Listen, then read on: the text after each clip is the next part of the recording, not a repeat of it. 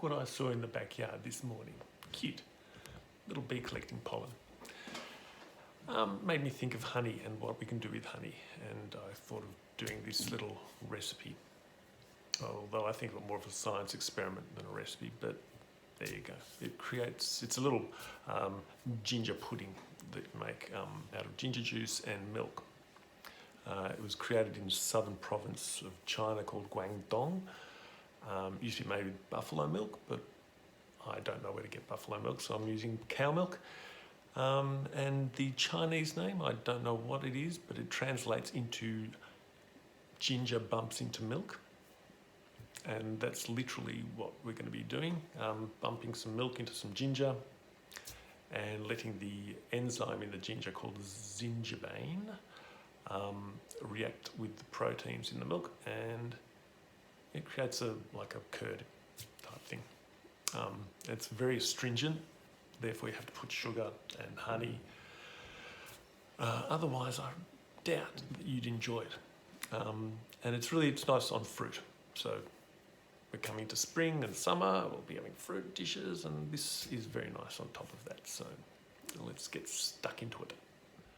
Okay, so let's get started. We'll need 200 ml of milk, cold milk, out of the fridge.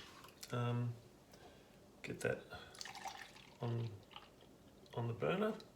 I'll put a little bit more than 200 ml in, just because some of it sticks to the side of the pot when you're pouring it out, that sort of stuff. So, and you want a couple of teaspoons of sugar. It's really astringent when it comes out, so you do want to put sweetener in there. Sugar, and you'll want to put honey on at the end.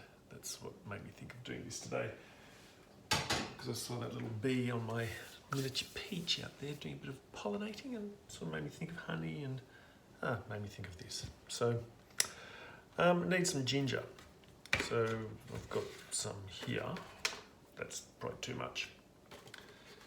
That's probably get a tablespoon of ginger juice out of that. So I'll grate this up and see how much we get.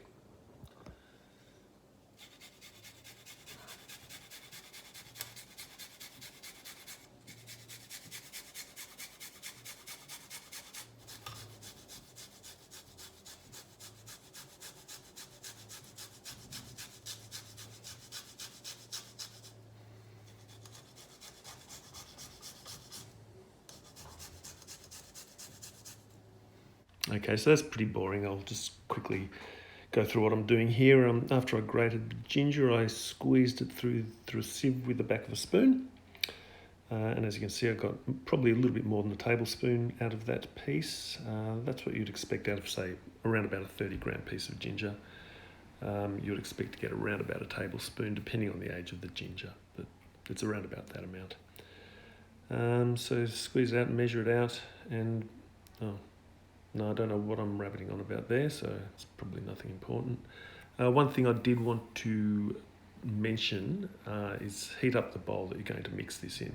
I've done it in cold bowls and it didn't work as well, so just pour some hot tap water into it, let it sit there for a few minutes, and use that, because it will work out better.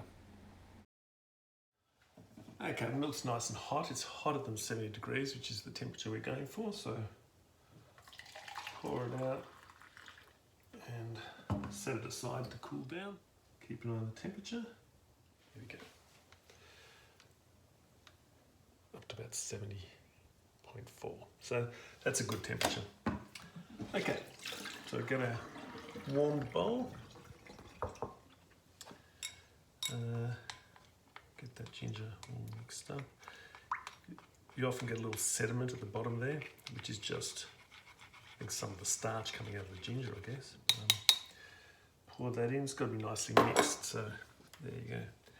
And pour the milk in. Don't stir it at all. Just let it sit there for exactly like that, without touching it, for 10 minutes. It's quite delicate, so don't touch it. Just leave it. Just go off and watch something on YouTube or something for 10 minutes and come back to it. And the end result is this. tell. The custardy. So that, it's like a yogurt or something. Yeah, it's quite astringent, so a bit of honey.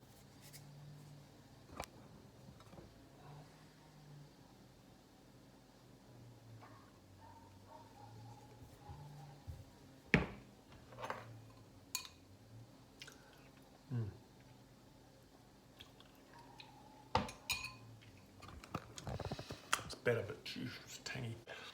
So it's quite delicious actually with a bit of fruit. I've only got apples and bananas, but didn't cover that up. Apple.